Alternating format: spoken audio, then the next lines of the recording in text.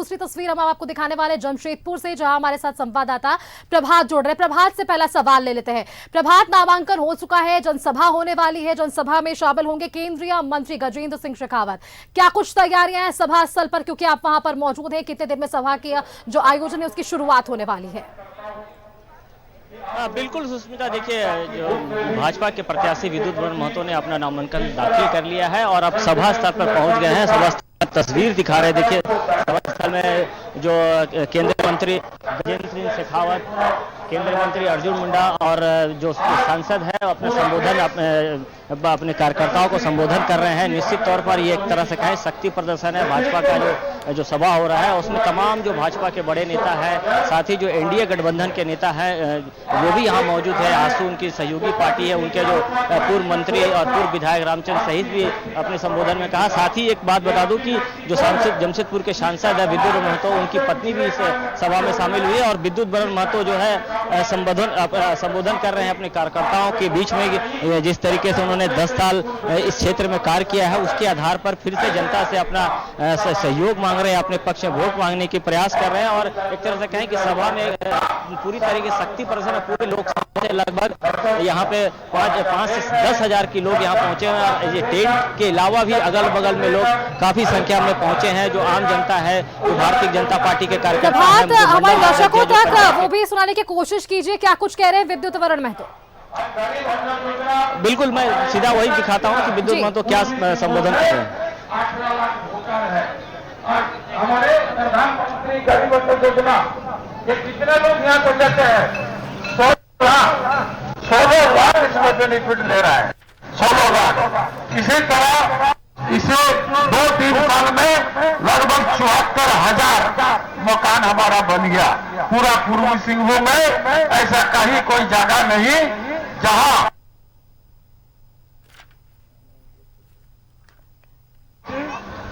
इनके अभी प्रधानमंत्री सड़क योजना पिछले 2-4 साल में लगभग 1200 से ज्यादा रोड हम लोग इस क्षेत्र में बनाए। इसके लिए सीआरएफ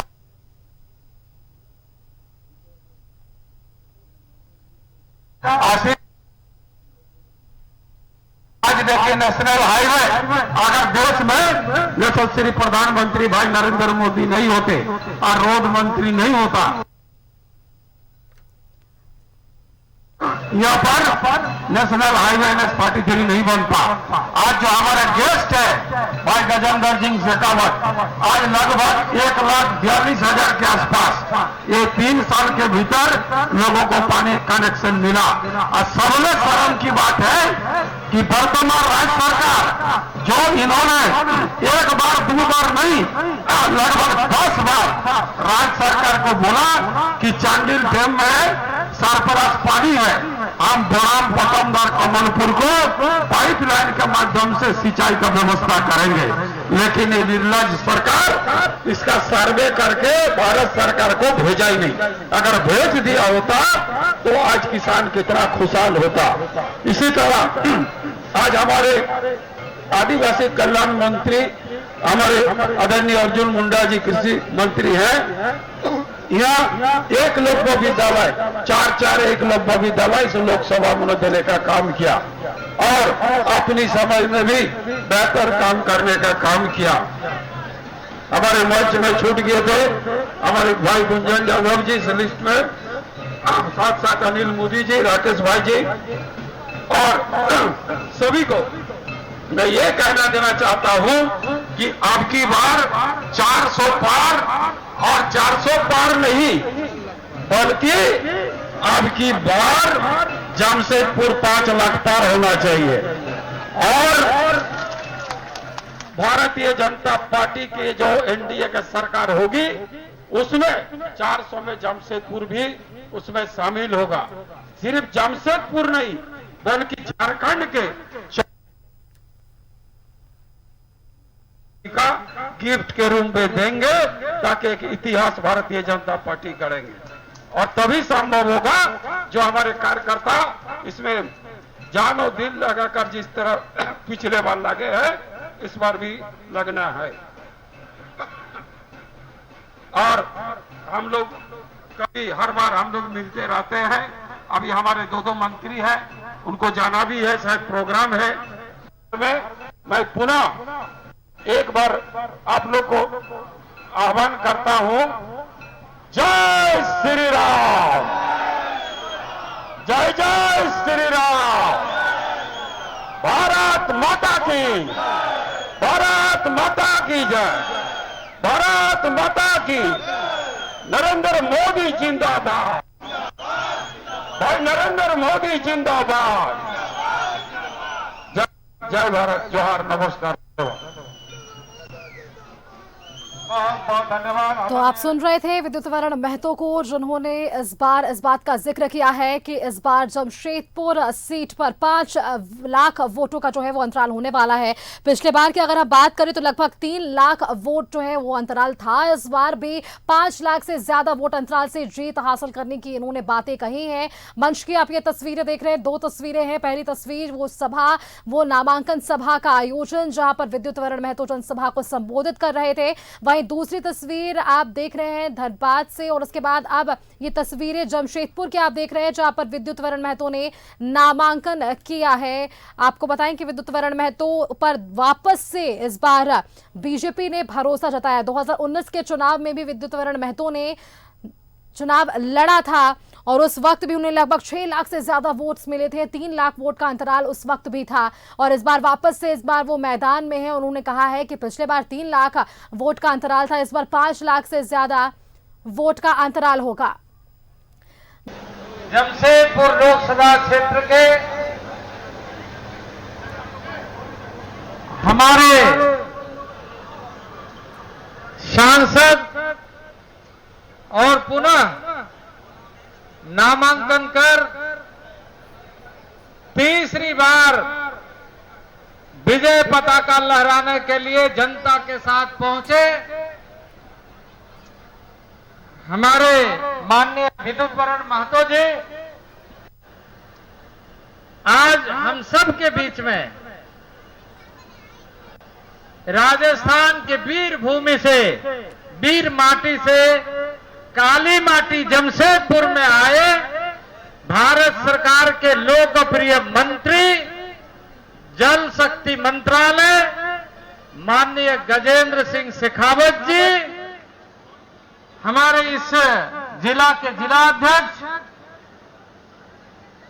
हमारे आदरणीय सुधांशु ओझा जी, मंच पर उपस्थित हमारे माननीय उपाध्यक्ष प्रदेश भाजपा के बालमुकुंद सहाय जी, हमारे अभिभावक मुरलीधर केडिया जी, संयोजक नंदजी प्रसाद, मंच का संचालन कर रहे लक्ष्मण टुडू, हमारे श्री अनिल सिंह जी, श्री राजकुमार श्रीवास्तव जी, हमारे आजसू के प्रधान सुमन शर्मा जी, पूर्व प्रदेश अध्यक्ष डॉक्टर दिनेशानंद गोस्वामी जी, पूर्व विधायक मेनका सरदार जी, हमारे ग्रामीण जिलाध्यक्ष चंडीचरण साहू जी, जीतू चरण मिश्रा जी, कल्याणी शरण जी, देवेंद्र सिंह जी, मुचीराम बावरी जी, गुंजन जादव जी, सौरभ चक्रवर्ती जी सहित यहां पर उपस्थित मंच में और मंच पे के आगे बैठे हुए हमारे सभी वरिष्ठ कार्यकर्ता भाइयों एवं बहनों और जमशेदपुर नगरी के समस्त प्रबुद्ध जनों, आज भारतीय जनता पार्टी आदरणीय जेपी नड्डा जी और देश के लोकप्रिय प्रधानमंत्री नरेंद्र भाई मोदी के नेतृत्व में भारतीय जनता पार्टी विचारों की लंबी यात्रा पूरा करते हुए एक ऐसे राजनीतिक मुकाम पर पहुंची है जिससे आज भारत के लोग, हम सभी लोग हैं और ये हम कह सकते हैं कि हम सिर्फ राम मंदिर ही नहीं बनाए हैं, बल्कि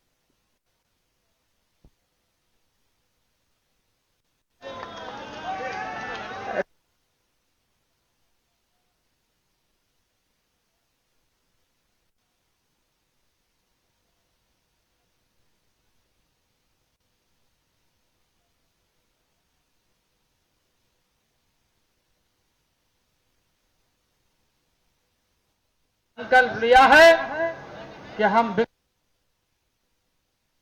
समृद्ध भारत बनाएंगे, मजबूत भारत बनाएंगे, जहां हर भारत का नागरिक मजबूती के साथ आगे ही सिर्फ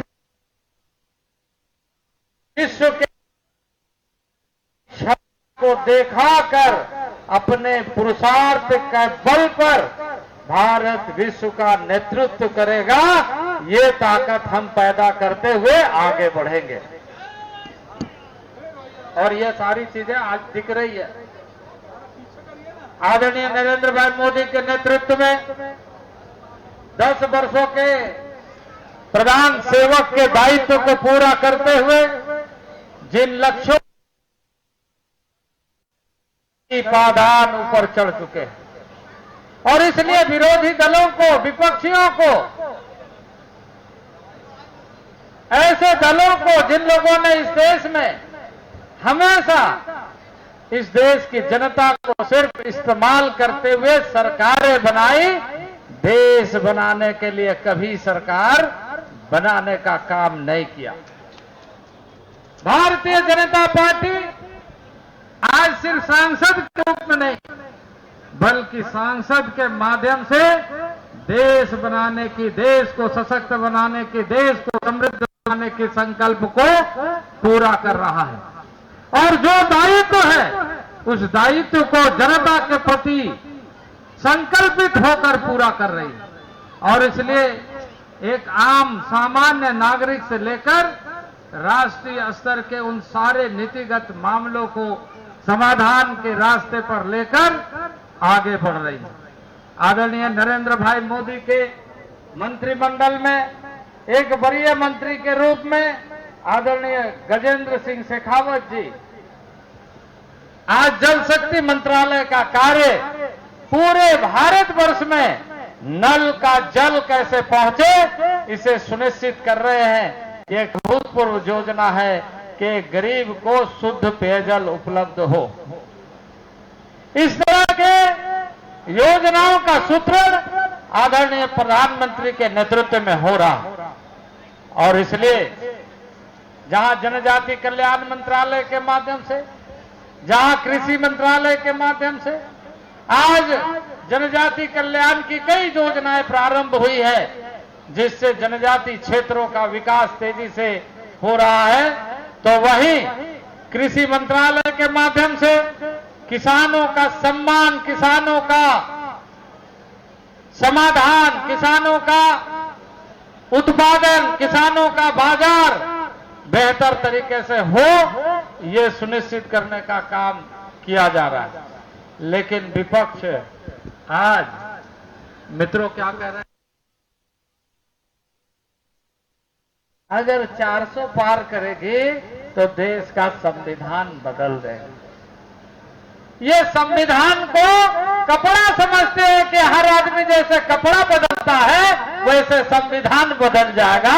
ये जो झूठ की राजनीति है, ये जो धोखेबाजी की राजनीति है, ये कांग्रेस और ऐसे दलों का चरित्र रहा है। और वैसे लोगों के साथ मिल करके लोग इंडी गठबंधन के माध्यम से चुनाव लड़ रहे हैं, जिसका चरित्र का पर्दाफाश हो गया है। और आज ऐसे लोगों को जमशेदपुर से जवाब देने की तैयारी कर रहे हैं। और मैं आशा करता हूं कि आने वाले दिनों में जमशेदपुर की जनता फिर से बातों को पूर्ण बहुमत से जिताने का काम करेगा और जमशेदपुर से कमल का फूल खिल करके दिल्ली पहुंचेगा। मैं इस अवसर पर बहुत ज्यादा नहीं कहते हुए, क्योंकि ये चुनाव का समय है, आप नामांकन में बहुत दूर दराज क्षेत्रों से आए हैं। आप अपने गांव, अपने क्षेत्र, अपना पंचायत, उन क्षेत्रों में आप बेहतर एवं प्रभावी ढंग से भारतीय जनता पार्टी के कार्यकर्ता के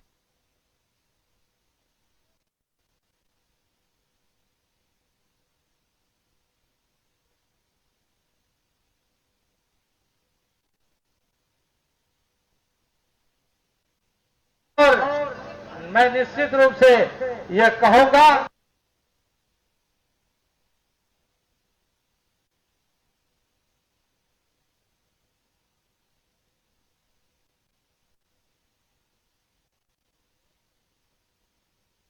तो मैं बहुत ज्यादा आप सभी लोगों को फिर इतने ही निवेदन करते हुए कि आइए जिस नामांकन को आज हमने किया है उस नामांकन को जीत में बदले।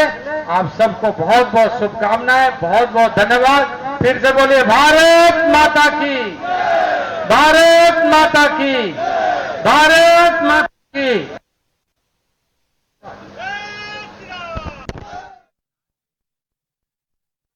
रहे थे केंद्रीय मंत्री अर्जुन मुंडा को, जो कि साफ तौर पर कहते हुए नजर आए कि नामांकन की जीत के बदले उन्होंने अब जीत की अपील की है जनता से कि इस बार नामांकन के बदले जनता उन्हें जीत दिलाए और अपने पक्ष में उन्होंने वोट करने की अपील की है। साफ तौर पर उन्होंने पिछले 10 सालों में किए गए मोदी सरकार की उपलब्धियों को गिनवाया है और साफ तौर पर यह कहते हुए नजर आए कि एक बार वापस से जनता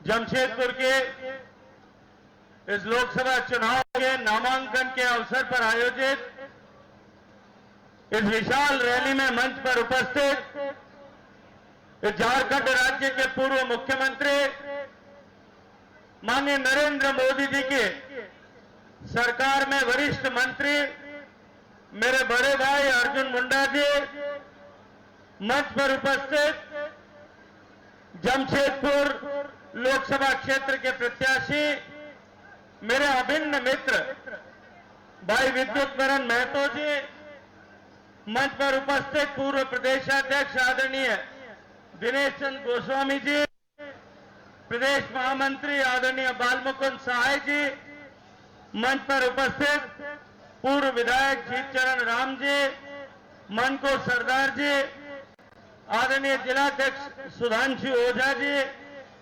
पूर्व मंत्री आजसू आदरणीय पूर्व जिलाध्यक्ष आदरणीय देवेंद्र सिंह जी, निवर्तमान जिलाध्यक्ष आदरणीय श्री गुंजन यादव जी, पूर्व विधायक लक्ष्मण टुडू जी, आदरणीय नंद प्रसाद जी, कन्हैया सिंह जी, चंडीचरण साहु जी, मुरलीधर टेड़िया जी, बारी मुर्मू जी, मंच पर उपस्थित सामने बैठे हुए भारतीय जनता पार्टी के सभी जनप्रतिनिधिगण, सभी भारतीय जनता पार्टी के देवतुल्य कार्यकर्ता, मातृशक्ति, युवा साथी, पत्रकार मित्रों, हम सब आज यहां माननीय मोदी जी के अब की बार 400 पार और माननीय अर्जुन मुंडा जी के नेतृत्व में झारखंड की सभी लोकसभा सीटों को प्रचंड बहुमत के साथ में जीतने के यज्ञ को पूरा करने के लिए मेरे भाई आदरणीय विद्युत नारायण महतो जी के नामांकन की सभा में उपस्थित हुए। मित्रों, 10 साल से माननीय मोदी जी की सरकार काम कर रही और 10 साल इससे पहले यूपीए की सरकार मनमोहन सिंह जी के नेतृत्व में काम कर रही थी। यूपीए की सरकार के समय मैं याद दिलाना चाहता हूं आज आप सबको, 2 ही तरह के समाचार अखबारों में और टेलीविजन में उस समय आया करते थे। एक समाचार होता था घोटालों का, जहां जमीन में कोयले से लेकर के आकाश में मोबाइल की तरंगे बेचने तक 12 लाख करोड़ रुपए के घोटाले हुए थे। देश की अर्थव्यवस्था खस्ताहाल थी। देश की अर्थव्यवस्था को विश्व में दुनिया की अर्थव्यवस्था की सभी वाले लोगों ने फ्रेजाइल 5 कमजोर 5 अर्थव्यवस्थाएं जो कभी भी बिखर सकती है उनमें सम्मिलित कर दिया था। घोटालों के चलते हुए देश के बैंकों की हालत, देश के पास कच्चा तेल खरीदने का पैसा नहीं था, आर्थिक दृष्टि से देश खस्ता हाल था। और दूसरी तरफ जो समाचार छपते थे वो बम के समाचार छपते थे। एक तरफ या तो हमारे मंदिरों पर धमाके होते थे, आस्था के केंद्रों पर धमाके होते थे, जम्मू के भगवान राम के रघुनाथ मंदिर पर धमाका होता था, तो दूसरे दिन तमिलनाडु में देवी मंदिर पर धमाका होता था। कभी गुजरात के गांधीनगर में अक्षर मंदिर पर आतंकवादी हमला होता था, या दूसरे दिन मेरे गृह जनपद जयपुर में हनुमान मंदिर पर जाकर के धमाका होता था।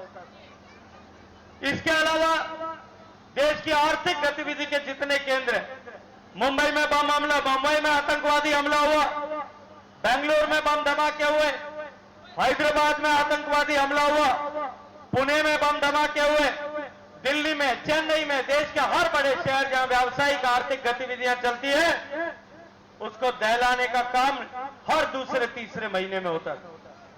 हालात इस तरह से बिगड़े हुए थे कि घर से आदमी जब निकलता था तो उसकी मां या उसकी पत्नी ये भगवान से प्रार्थना करती थी कि शाम को सही सलामत लौट करके वापस घर आ जाए। देश की कि हर शाख पर भ्रष्टाचार बैठा है, अंजामे झारखंड क्या होगा। अब आप देखें, ईडी ने जो अंतु तिर्की, अफसर अली और तमाम लोगों को रिमांड में लेने के लिए जो दस्तावेज पेश किए हैं उसके पैराग्राफ 2 को मैं आपको पढ़कर सुनाता हूं कि कई फेक डॉक्यूमेंट सीज किए गए हैं प्रीमाइसेस अफसर अली, मोहम्मद सद्दाम हुसैन, अंतु तिर्की और अन्य लोगों से, जो फेक डॉक्यूमेंट्स 8.86 एकर्स की बड़गाई की हेमंत सोरेन जी और उनकी प्रॉपर्टी, और एक दूसरी प्रॉपर्टी का जिक्र है 4.83 एकर्स, वो भी बड़गाई अंचल की है, उससे सीधे तौर पर जुड़ी है। ये ईडी की ये साफ जो ईडी के बयान दिए हैं वहां पर इन सारे लोगों ने, उसमें ये स्पष्ट है। अब आप इसको देखिए, ये साफ दिखाता है, ये लोग अभी तक डिनायल मोड में थे साहब कि हेमंत सोरेन जी का कोई लेना देना नहीं, कोई दस्तावेज की हेराफेरी नहीं हुई। कहते थे 8.86 एकड़ साहब, उससे हेमंत सोरेन जी का क्या लेना देना। अब तो ईडी ने इन तमाम लोगों से, जिनको हम गैंग्स ऑफ वासेपुर कहते थे, वो सद्दाम हो, अफसर अली हो, जितने लोगों की बयान थे उनसे ये स्पष्ट हो गया कि जो डॉक्यूमेंट सीज किए थे उनसे भी स्पष्ट हो गया कि हेमंत सोरेन जी ने इलीगली 8.86 एकड़ जमीन को कब्जा करके रखा हुआ था। और अगर आप इसके पैराग्राफ 4 को देखेंगे, इसमें पैराग्राफ 4 में यही जो ईडी ने अपने रिमांड में दिया था, तो इंट्रोगेशन में अक्यूज ने साफ तौर पर कहा है कि इनका इन्वॉल्वमेंट इन दोनों प्रॉपर्टीज के छेड़छाड़ के कागजातों से था। यानी साफ तौर पर ये छेड़छाड़ किया था इन्होंने। 8.86 एकड़ की प्रॉपर्टी थी और 4.45 एकड़ की प्रॉपर्टी थी, और इन्होंने सीधा कहा कि इनका इलीगल एसोसिएशन, जो वर्ड यूज किया है इलीगल एसोसिएशन था उस समय जिन लोगों ने इस जमीन की हेराफेरी करवाई थी। तो इसके लिए रॉकेट साइंस के ज्ञान की आवश्यकता नहीं है। किन लोगों ने 8.86 एकड़ की हेराफेरी करवाई थी लोगों से, हेमंत सोरेन जी को नाजायज अवैध कब्जा दिलाने के लिए। देखिए, अब एक बड़ा इंटरेस्टिंग टॉपिक पर हम आते हैं, जो एक कल चैट है अंतु तिर्की जी और हमारे बड़े भैया परम आदरणीय झारखंड मुक्ति मोर्चा के महासचिव सुप्रियो भट्टाचार्य जी के बीच का। वो चैट बड़ा इंक्रिमिनेटिंग है। देखिए, वो चैट के अगर कुछ हिस्सों को मैं आपको दिखाता हूं स्क्रीनशॉट में, एक मिनट अगर आप पकड़ेंगे Ashok.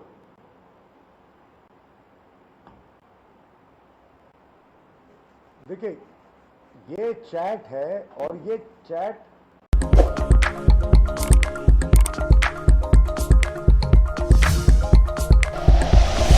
Like and share videos, subscribe करें हमारा चैनल और प्रेस करें बेल आइकॉन। न्यूज़ 11 भारत, सच है तो दिखेगा।